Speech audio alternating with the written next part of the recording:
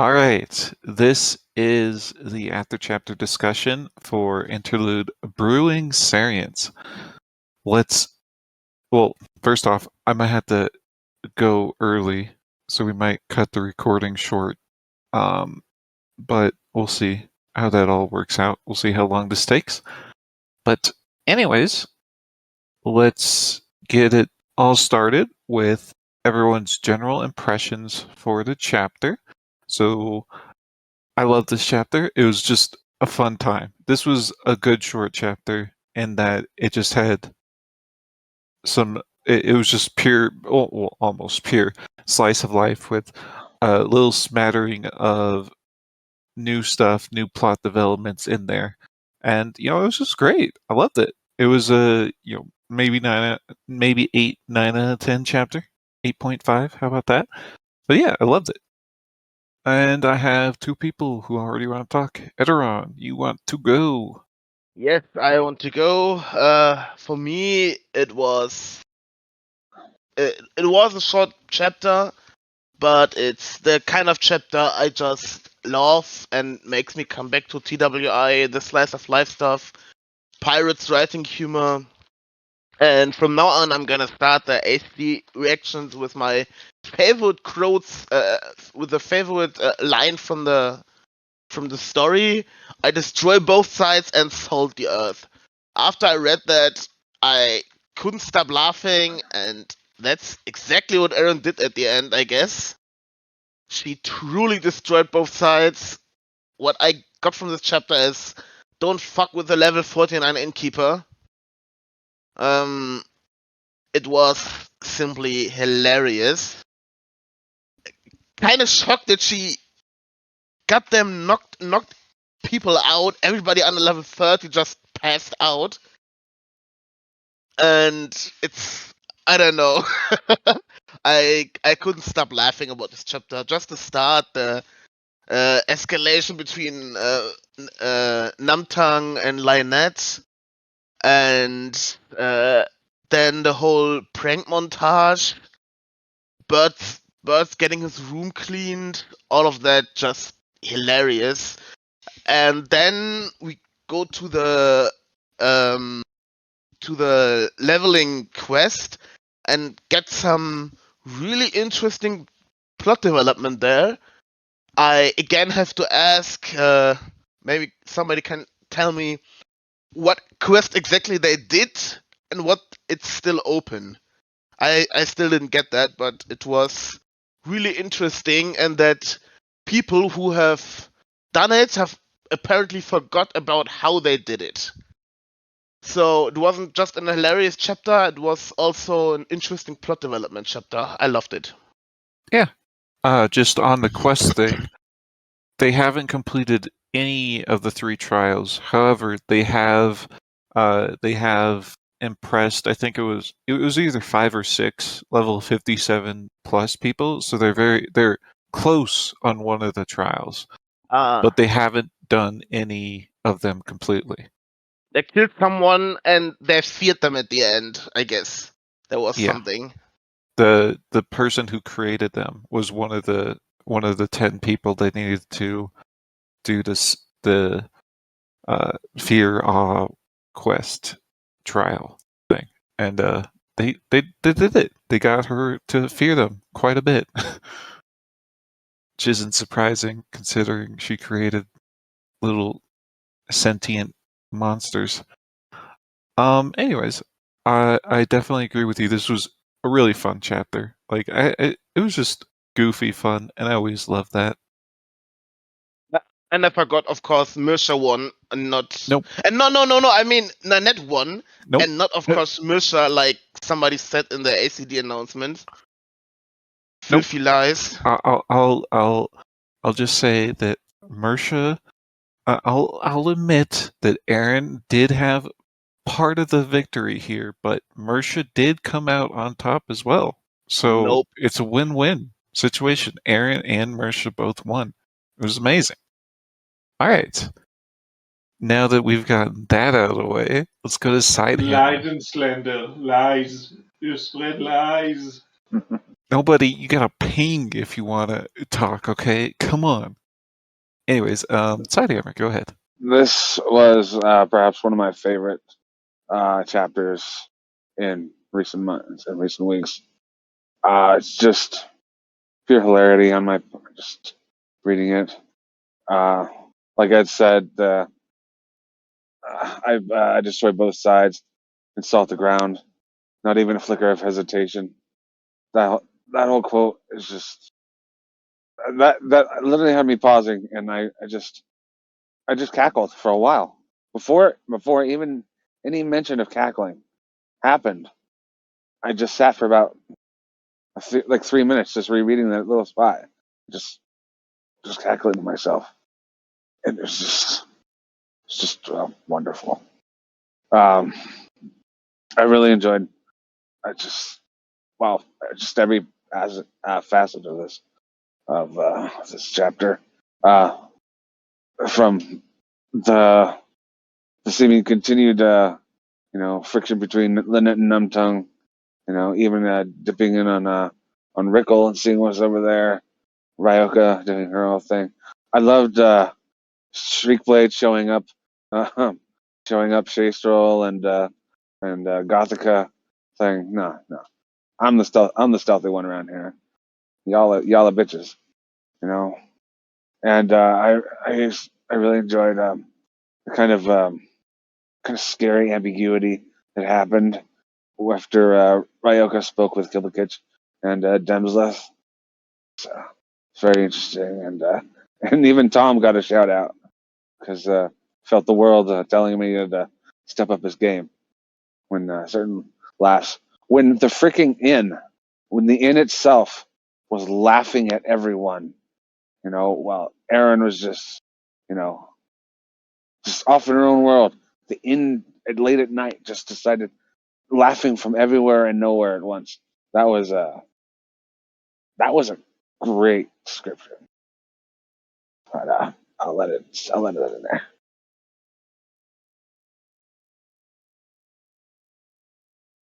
All right, thank you, Sidehammer, for your impressions. Courier says, this chapter was great, had a bit of development, and ended so quick that I actually had to check how long it was because it went by so smoothly. Yeah, it actually is surprising that chapter was 16K. It's weird. It feels like it went by in a flash, but it's actually 17K, but it went by in a flash, but it is actually pretty long. It's a fun chapter. Kania says, it was a bit strange that the chapter started with Pursuit and Rickle in Hubul and then barely mentioned them, but the war and Erin were a lot of fun. I am very interested in what's going on with Rickle, at least. I don't care too much about Pursuit, but I'm really interested to know what the heck changed in Rickle's situation. The law people were coming to Teslia. I forget what their names are. Dedicron obviously knows them by heart. But Mr. Rickles, I have to protest. You are, as the host, you are indebted to read each of the lines, and you skipped Action Kermit. I'm gonna get to them. Jeez. Yeah, I think that Rickle's situation is very nice, or it's very interesting to hear about. And I'm with you, Kaineas, that I would have liked more of Rickle, but I think this is just a quick catch up to get a little sneak peek into what's happening with him, and we'll get more of him sooner rather than later. Especially because Rickle is one of the Earthers who's most at risk during the solstice because he's by himself in a Teslia, and I don't know if he knows that he's at risk during the solstice. So I think we'll be seeing him at the end of the month, in perhaps bad circumstances. Did we see Rickle? Please, Sidehammer, please ping me if you want to speak. Action Kermit says, I was impressed by how Erin and Nanette both won. Lyonette was the only loser in this situation. Action Kermit, I'm sorry to tell you this. Sorry to spoil your fun. But anyways, Thedacron says, Rickle's suffering was delicious. Yeah. It's always nice to see him suffer for his actions. Mr. Europe says, Hubble hit me hard because I had a rough day and then my dog got real sick the night before chapter. Also, the real loser of the war was Lyonette, and she had just turned against Mersha. Yeah, that sucks, Mr. Europe. I'm sorry to hear about that. Hopefully your dog gets through it.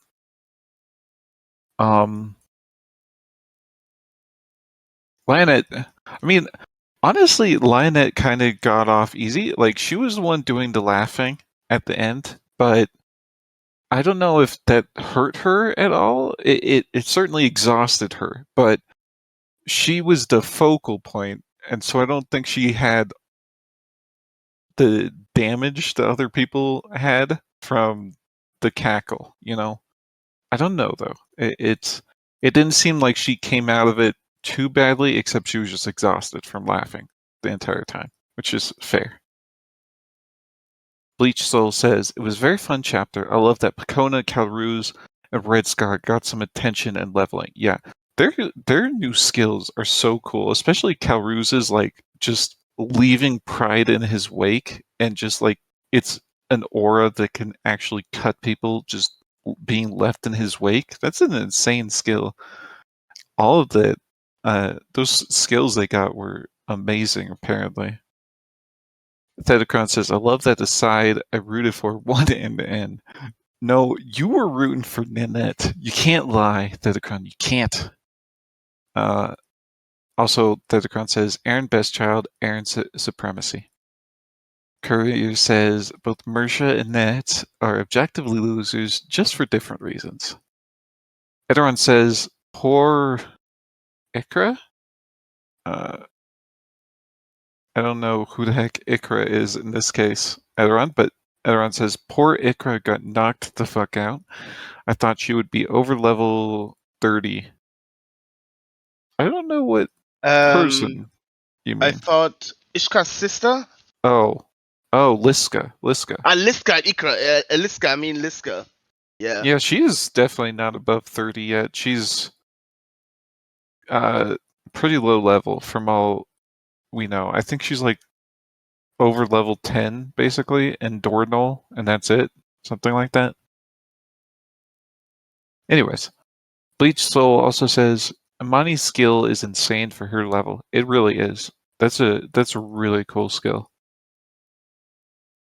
Sidehammer asks, do we know if Rickle participated in the Zoom call?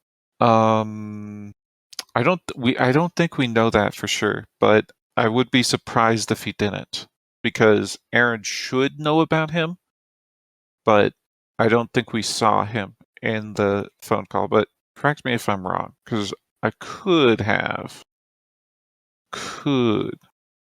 Oh, Delacron says Rickle is probably a fake name. Yeah, it is a fake name for sure.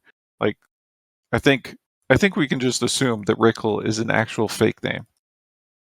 But at the same time, Erin got the people with fake names, I think. Yeah, well, I don't know. I don't know. Maybe he was in the call, maybe it wasn't. All right. That seems to be our general impressions for the chapter. Let's move on to the first question of the day, and we're just going to do the biggest question first. And it's going to have several parts. You don't have to answer everything. Just answer what you want about this question. Okay, so the question is, War, what did you like about it? And which prank did you find most creative, nasty? And finally, the friction between Lyonette and Numbtongue seems to continue to rear its ugly head. How do you see their conflict evolving or coming to a close in the future? And I'm just going to cover the War part about it. I absolutely love this war. It was just so fun. Like I know some people didn't like it too much because it was like kind of childish and yeah, all that. It was just, but for me, it was just really fun to see the Inn family just go kind of cutthroat for no reason other than they were at war with one another over the pettiest of reasons, and so it was just a fun time, and it was supreme slice of life, and I loved it. The war was just great overall, and the ending to it was really nice too. Having Erin just come in scorched earth and destroy both sides completely. Although Nanette and Mersha both got off quite lightly with their punishment, but I guess they are children, so Erin was being very soft on them. But yeah, it was a really fun war overall, and I think the nastiest prank was definitely Bird going into the rooms and putting wormy birds on people. That's absolutely disgusting. Like horribly, horribly disgusting. All right, Ederon, you wanted to speak. Yeah, I also just love the war. Hilarious. Like you said, supreme slice of life. I don't even know where to start. I just loved everything about it. Nastiest prank for me personally, I think biting into a worm food, everything with worms, it's like that's disgusting for me.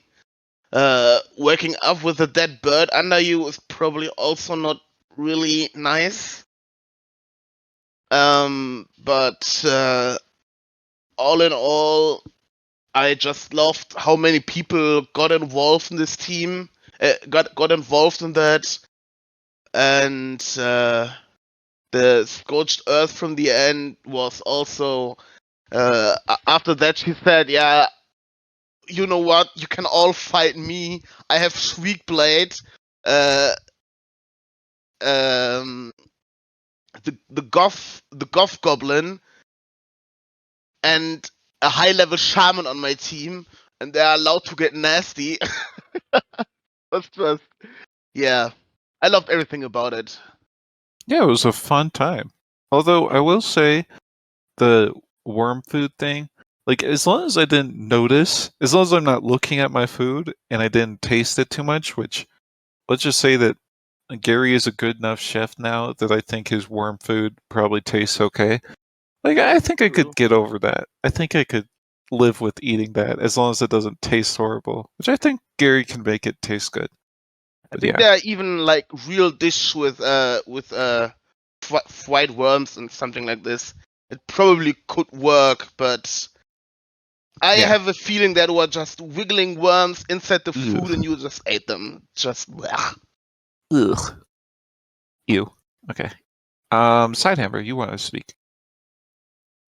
Yes, I think my favorite prank was right after Erin set off her laughter bomb, and it was actually against Isker. Isker. He tried to emergency evacuate himself, and Erin opened up a portal before he could jump in, and he jumped back into the room, fell on his lap, and she looked down and winked at him. Says, you're part of the end now, buddy.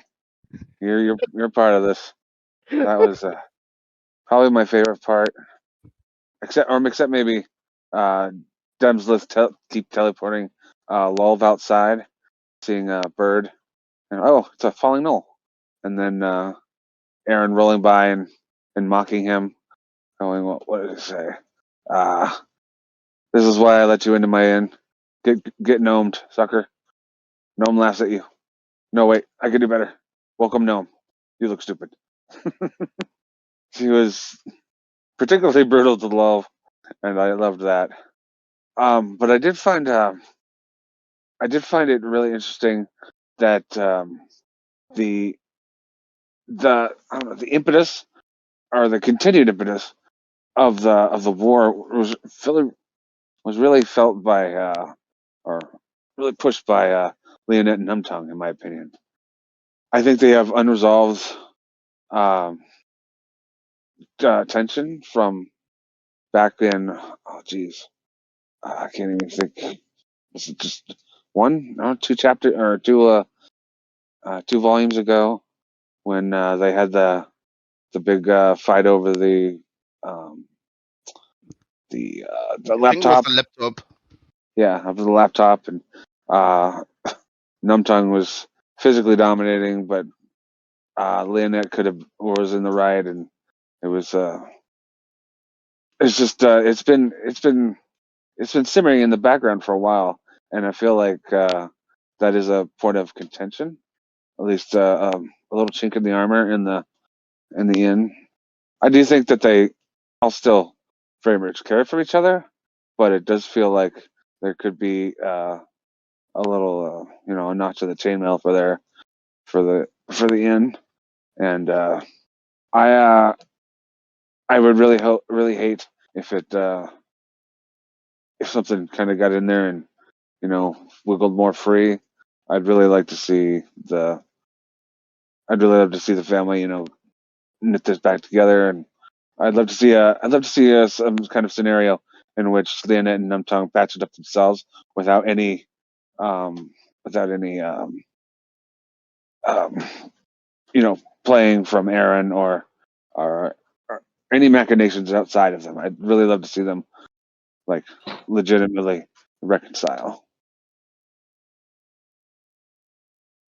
Yeah, I'm not.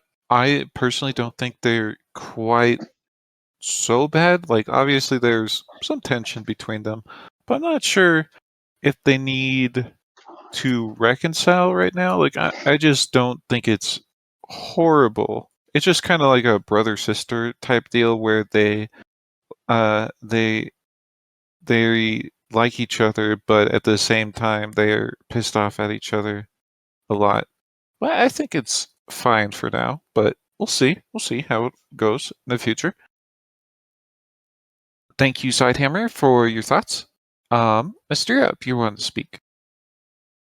Yeah, my favorite prank is probably a very short one when Liska had one of the knights sent out into the high passes and then didn't let him come back.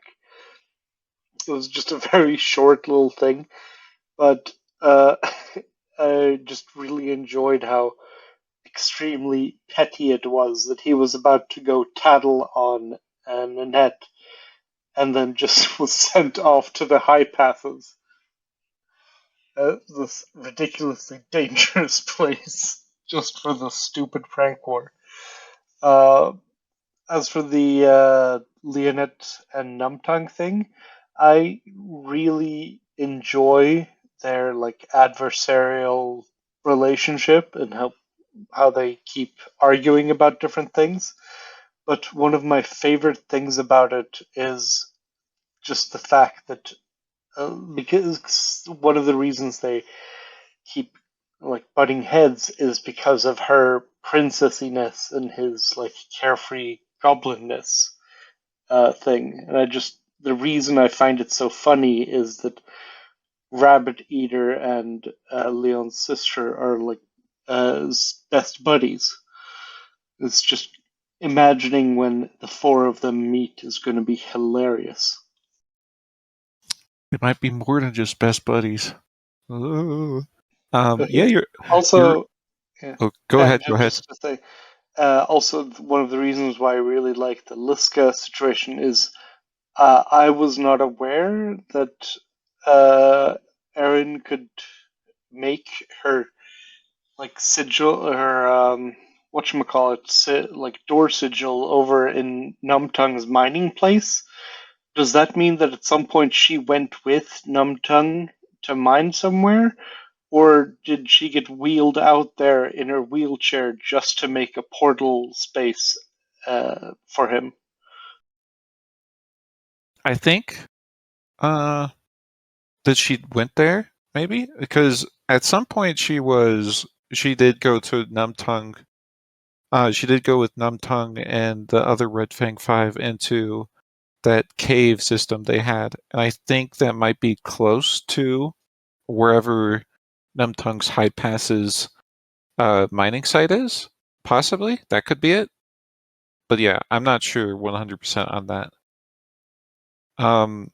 But yeah, there were some cruel pranks going on. Like sending someone to the High Passes is like they could potentially kill them. It's insane how over the top they went with all this.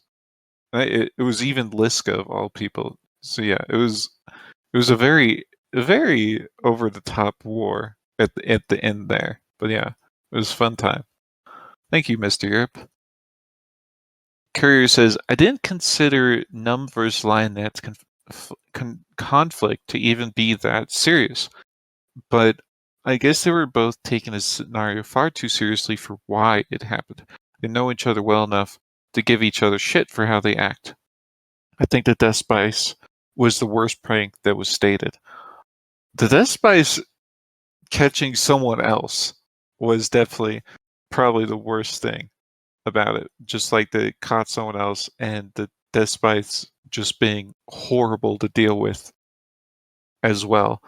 But I still think, sending someone up into the High Passes is really bad too. But yeah, Death Spice was not fun for Erin to deal with. Not fun at all. I would hate that. I would absolutely hate getting super spice in my food randomly. It would be the worst. Alright, Aestheticron says, I like the adults getting punished for trying to pin all the blame on the children. It was especially funny that they thought that they could get away with murdering Doormat Solstice with Death Spice and somehow tempt evil Solstice to their side. She showed them the error of their ways. Erin is not evil, okay? Come on. She's just vengeful. Extremely, extremely vengeful. That's perfectly normal. It's not evil. Come on.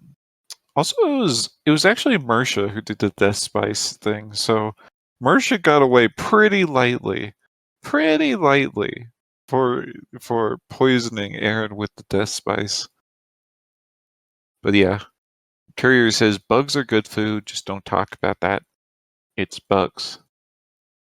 Thetacron says, for the Lyonette and Numbtongue situation, there was never really any resolution to their first fight. Erin just broke it up, said they would have a family meeting, and then died. I'm not sure how serious their conflict is, though.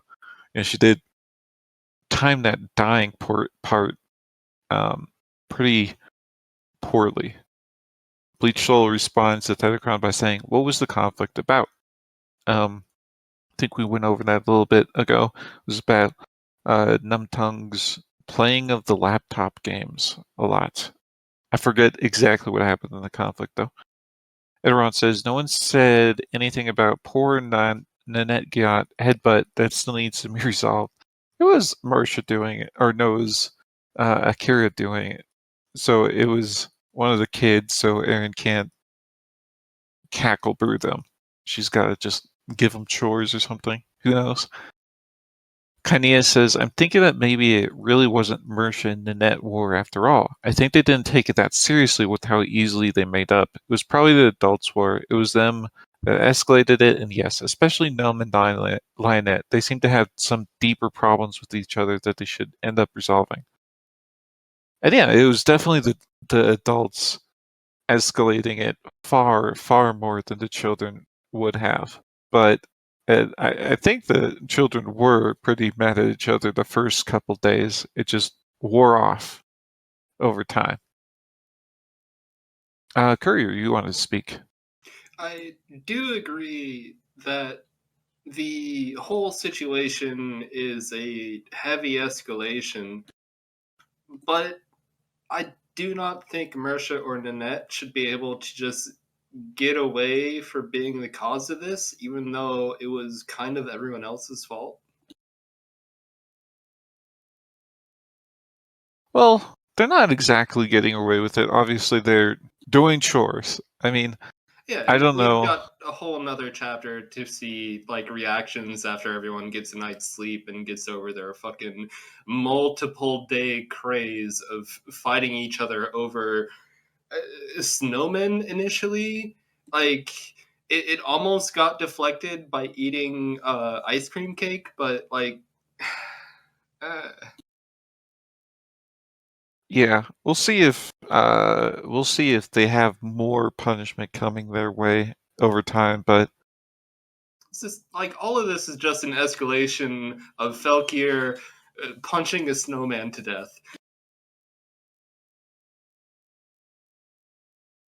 yeah, it went over the top for sure. Absolutely over the top. All right. I think Erin also responded to you by saying Nanette did nothing wrong. Absolutely false statement right there from Erin. Nanette was the cause of all this. We all know it. Wrong. We all know it. All right, we're moving on to the next question. Okay. Let's do this one. Erin actually used her brewing skill. I think I owe someone money over that. What did you think about her implementation of it, and how do you like the Cackle Brew? Let's hear your best cackle, and what else will she make this month? I'm not going to do a cackle. I can't do a cackle. I refuse to try to do a cackle. I don't want to embarrass myself. But if anyone wants to try and do a cackle, I'll let it happen. Otherwise, this was really, really cool to see Erin finally do a witch brew and put her emotions in it, and her realizing that although she has a lot of wonder, she needs some more emotions.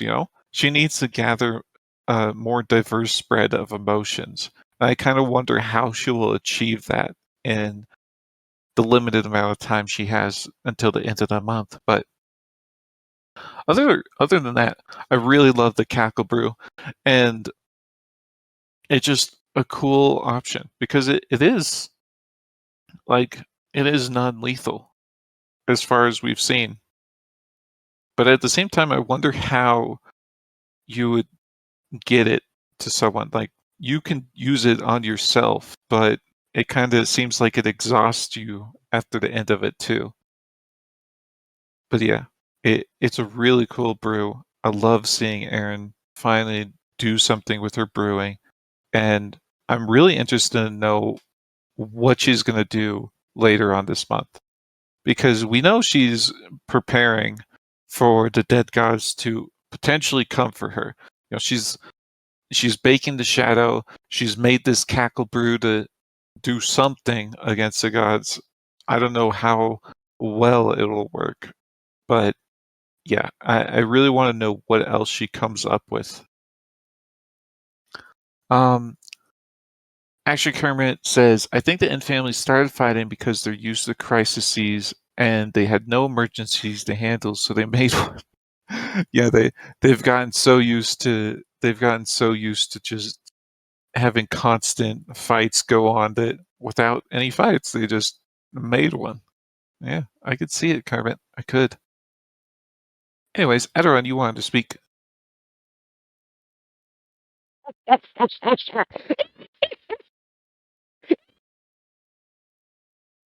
was a creepy cackle. Yes, I loved the Cackle Brew, obviously. Erin doing something with her witchcraft is always amazing. I really want to see what happens if she can put 3 hours of dancing or even more, or imagine she gets everybody to dance and put that into a potion. I think we are getting a way for Erin to even heal people. There is a healing potion shortage, but there's nothing to say she can't make up a witch brew that functions as a healing potion. I think she's gonna save somebody with that, and we just saw the groundbreaking of that. Getting from a named rank adventurer and okay for the cackling brew is also nice. And overall, I can't wait. What Pirate just set up again, a huge thing for the future. We saw the dancing. Erin's gonna dance. This is also gonna be huge at some point. The witches, her witchcraft is getting better. It's also gonna be huge, and I love when Pirate sets up small things with a that's gonna be having a huge impact later. Yeah, you're absolutely right on the healing potion thing with her brews. She's already done that at. She's done a little bit of that with the Squirrel Lady. Yeah. She's True. but that was more curse breaking than true healing as well. We'll see how she tries to fix that issue if she does. Maybe that's what Ralden is going to be doing later on. We know some of us probably have seen the call for chemists that Assistant put out, and so we'll be getting a Ralden chapter at some point in the future, maybe months down the road. So it'll be interesting to see if he tries to deal with it too. And you still have to cackle Wiggles. No, I truly cannot cackle. It won't come out well. Okay, I would have to practice. I haven't practiced, so we're not doing it. All right, Erin. Thank you though, Erin, for sharing your opinion. Bleach Soul, you wanted to speak. Yes, I would like to talk about the brews because if Nears can improve skills and classes with his skill, so I was thinking maybe Erin in the future can improve skills and gain levels by making brews. That helps with that. That's Yeah, it. she certainly could. I think.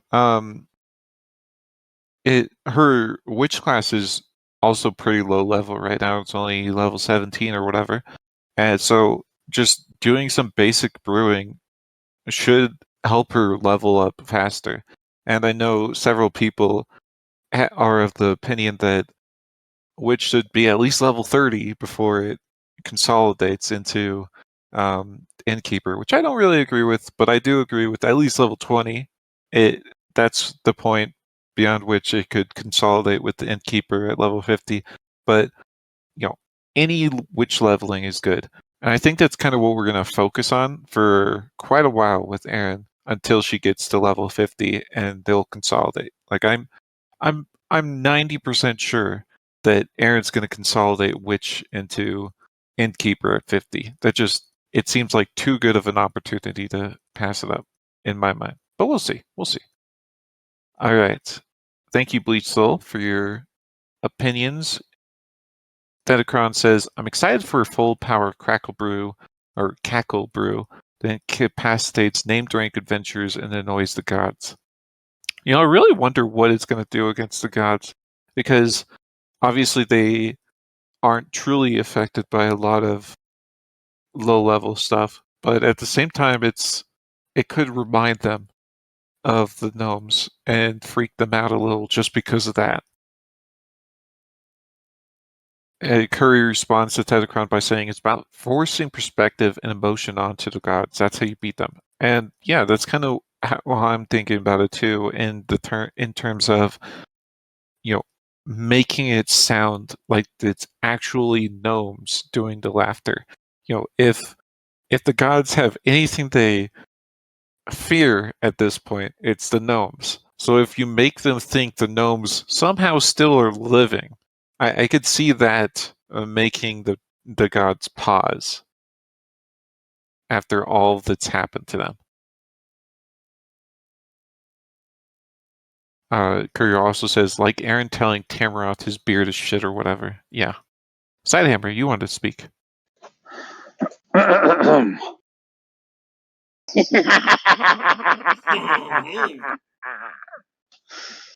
that come through all right? Yeah, it did. Good cackle. Good cackle. Thank you. I was actually interested in, there was one note when Erin was pondering before she started to brew. She was thinking about how even the Sword of Kings wasn't able to force back the dead gods, but somehow sunlight did. I think I think the Cackle Brew, the gnomes, and the sunlight have something to do with each other, and I think she's wondering if this laughter thing, or if it is. I wonder if she thought like pure emotion was what somehow came out of the umbrella she was forcing the other gods, the dead gods, back with, or if it was like pure actual sunlight, or if it was just some magical strangeness.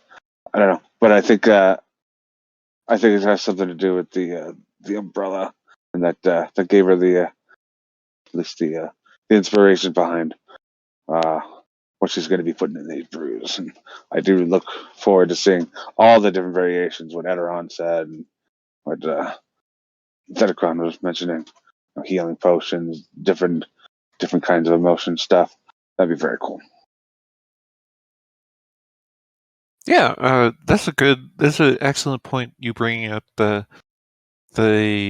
sunlight affecting the dead gods, and it's interesting. It'll be interesting to see how Erin incorporates that, how she tries to figure out exactly what was effective about that versus what isn't. But thank you, Sidehammer. Bleach Soul says, maybe I misspoke. I was speaking about a brew that helps others to level / improve their skills. Okay, I didn't get that. Sorry, Bleach Soul. But to respond to that, I do think a potion or a brew or whatever that increases leveling speed / improves someone else's skills, I think that is something really high level, like beyond Erin at this point.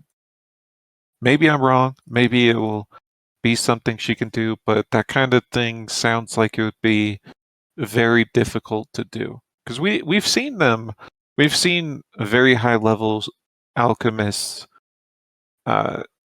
bottle skills, and that seems to be something that's level 50 plus type deal. And so something that will help you level or help you improve a skill, it seems beyond Erin right now. That's all. All right, I think we're good on this question. A couple cackles came through, and that was interesting. Very, very nice cackles we got. But let's move on to the next question. All right, so all things leveling. Sariants, dragons, Antinium, oh my. And were you surprised by Klbkch and Demsleth's inability to remember / discuss the trials of leveling? So anything you want to say about the trials of leveling, now's your time. I'll start. Well, I'll let you guys speak first, and then I'll give my opinion. Mr. Europe, you wanted to go.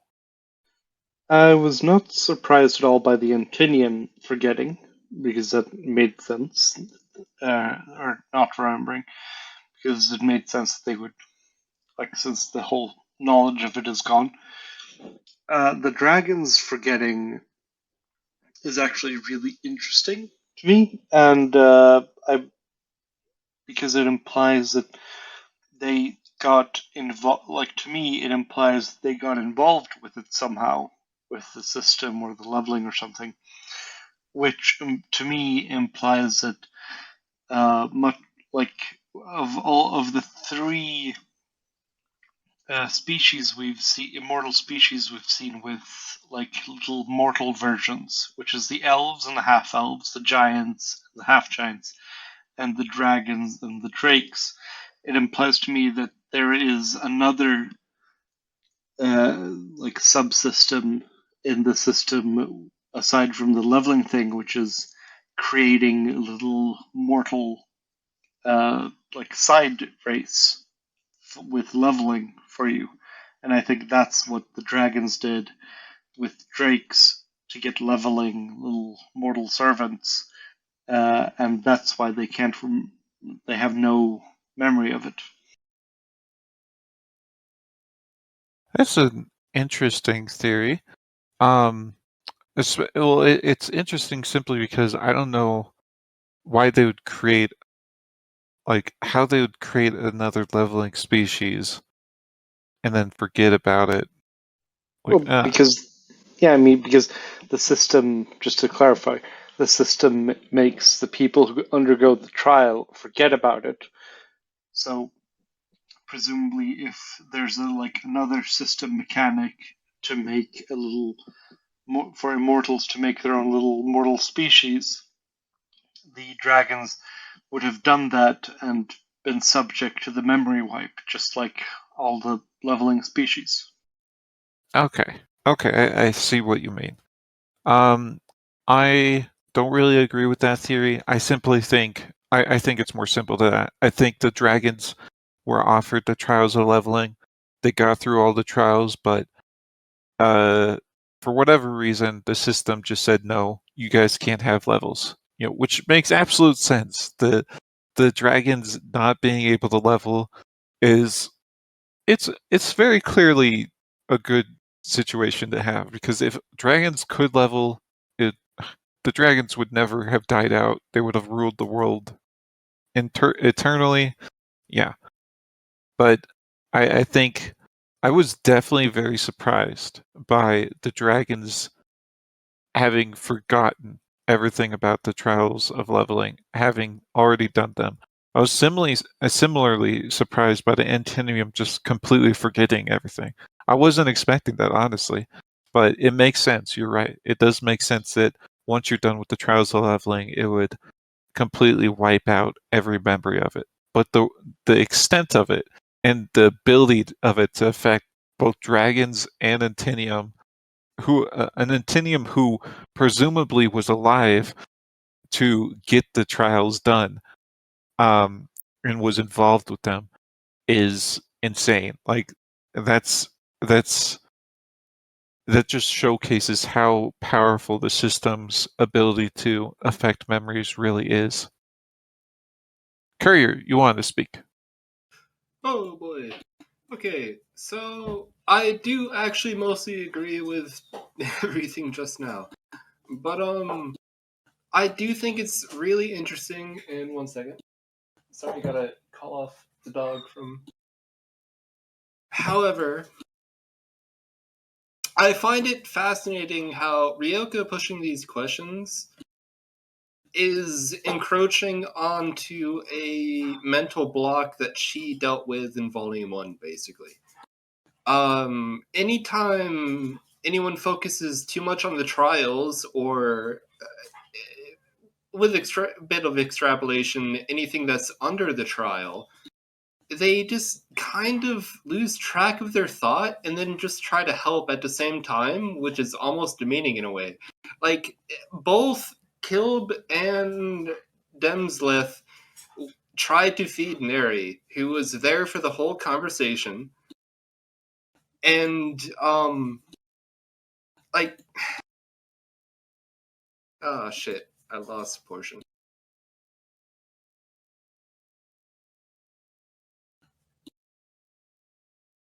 Are you done, Courier?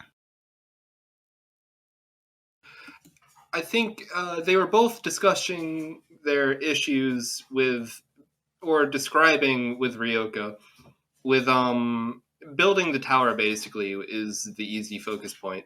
The ants did it once. It seems like a dynamic where the ants have completed the trial and passed the evaluation, which the evaluation that follows after is something that's easy to forget about. But I think the dragons have passed a trial, but failed the evaluation for other reasons, is what I was going for. I'm sorry for losing my train of thought partway through. Yeah, I absolutely. That's something I definitely agree with. They passed the trials. Like, the trials are obviously not. If they got the exact same trials, or even if they got a few more trials along with the same 3 that the Sariants got, it wouldn't even be a challenge for the dragons to pass them. But you're right. I definitely agree. They failed at the evaluation stage. No, Ashok. I didn't say is Courier dead. I said is he done? Done, not dead. But thank you, Courier. Bleach Soul, you wanted to speak. I disagree about the dragon issue. I don't think it's a dragon issue about leveling. I think it's more about Teriarch because he has a simulacra that's Eldoin, and he can level. And since simulacra is also a Teriarch clone, that means Teriarch can level, and that's why he can't hear I've got two. about the leveling. I think Eldvin is able to easily level after, even if he is a simulacrum that is separated from his soul, as the dragons have already passed the trial and evaluation and possibly said no. But if you just, make a body after yourself and they're totally down for levels, that's fine too. Is what I think the angle is. Interesting theory you have there, Bleach Soul. I'll agree partially with Courier that I think that Eldivin's just completely different. Like, he's cut off from Teriarch at this point. He's a different being that isn't considered Teriarch right now. I don't necessarily agree with that. But it's definitely an interesting theory, and the system does work in very odd ways. So it could happen like that. Let me just read these ones first. Mr. Europe says, highly disagree with the simulacrum theory. Casigna fixed them and placed them in the system after they were separated. And Terry would not have placed leveling info in the simulacrum's memory banks.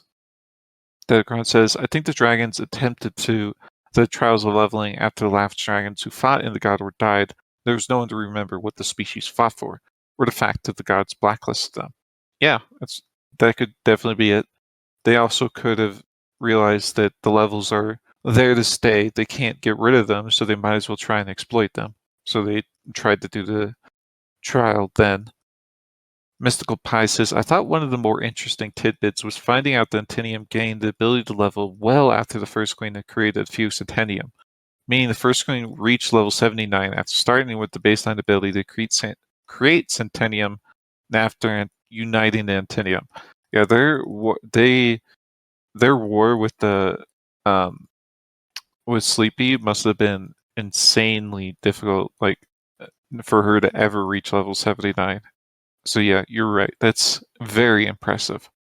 Though, let's be clear, the first few in Centennium were not amazing.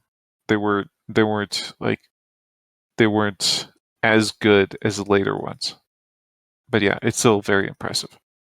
Sidehammer, you want to speak?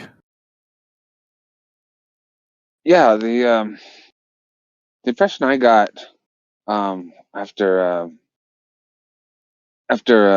both Klbkch and Demsleth noticed Neri and tried to feeding her, I felt like some part of them remembers, but just they were unable to access it for some reason. I think they see I felt like they saw a kindred spirit in Neri during those moments, and it actually really surprised me that in retrospect, or in hindsight, that the Teriarch noticed, because I didn't think that the dragons even bothered with the leveling system. Just we've known that Teriarchs didn't have levels, and I actually hadn't even considered it until just now, thinking about Sire and Raphaema not having levels, growing up in a world with levels, and how two young dragons probably wouldn't have been able to stay hidden because of that fact, because they didn't have levels, because they would have had to ask questions like Erin did when she first arrived. But I did find it really interesting that that even someone as powerful as Teriarch was still subjected to the system, even while he's not a part of it, like the way Ryoka is. see, Ryoka can understand it, but and can talk about it because she's leveless. The Terry Arch is also leveless, but it's just really interesting how they differ there, and I wonder what those implications really are. Thank you, Sidehammer. I think that should be it for this question. I kind of need to wrap this up soon, so we're going to do one last fun question, and then we'll end it. What regional food would you bring to InnWorld with Imani's new skill? Or in other words, what food would you like Imani to bring into InnWorld with her skill? I think I would like the best pizza ever, like with real ingredients from home. That would be what I'd want. Yeah, best pizza ever. And yes, I know that Imani would never do that because Imani is a food critic. She can't enjoy pizza. Well, she probably does. I'm lying. But pizza. Courier says gumbo. Sidehammer says squeezed meatballs on white rice. Wow, I've never heard of that combo before. Meatballs on white rice? Huh. It is delicious. Huh. Like meatballs, white rice, and some gravy is a classic. Like, what are you talking about? I've never heard of that, especially with gravy. I've never heard gravy and meatballs. What's the regional? What? Sorry. Kylara says something weirdly processed that can't otherwise be replicated.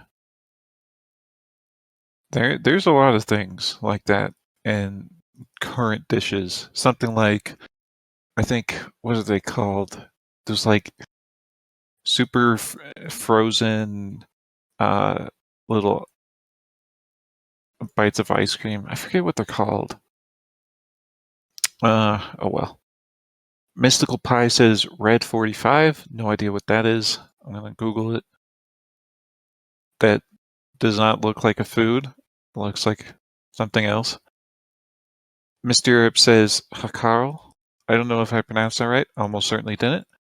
It's apparently a fermented shark. That looks disgusting. Oh, a dye. Okay.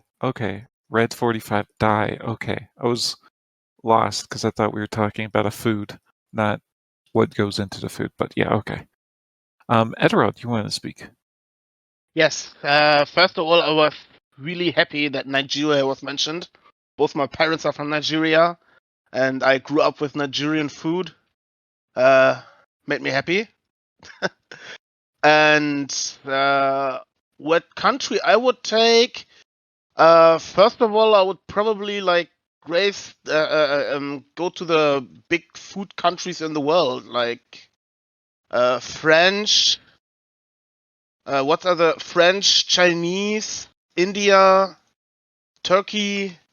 I think these are the big food cultures, or who have inspired many recipes in the world. And I would take them first, I guess. It's cool that you got some food representation from Nigeria. That's always fun. Indeed. Yeah, that sounds like a good idea. Okay, Mr. Europe, you're up next. Yeah, strictly speaking, they only get ingredients and not actual food. Like, they don't get complete dishes. That's true. So with that in mind, like, my first suggestion would of course be saffron, but that they already got that. So I guess my second suggestion would be probably try to go for just as much Mexican stuff as possible. Just throw in a bunch of random flowers and like different vegetables and stuff. Try to get yourself some jalapenos. Good idea. We've already had something like yeah, I wish Imani got this before volume 7, so she could have gotten cocoa beans herself. Or, well, Actually, getting cocoa beans right now would still probably be pretty good for her. Just getting chocolate in general would be good for her. So cocoa beans and coffee are like the two main ones I could think of. But yeah, you're right that Mexican food and trying to get some spices in there would be really good too. Erin would instantly make jalapeno poppers. Yeah. And Imani would be disgusted. Probably. Bleach Soul says Lebanese food, falafel. That's a good idea. I like that. Miss Europe says, really, she should just get a bunch of earth vegetables and ask Wayland to replant them. Well, she should. I do agree with that, but she should try and get things that they don't have in TWI. And I'm not sure exactly what they don't have outside of previously something like cocoa beans or coffee seeds. But I can't think of another major food that they don't have. All right, but I do have to cut this off here. So this will be the end of this discussion. We got through a lot of stuff in this chapter. I was quite happy with the discussion.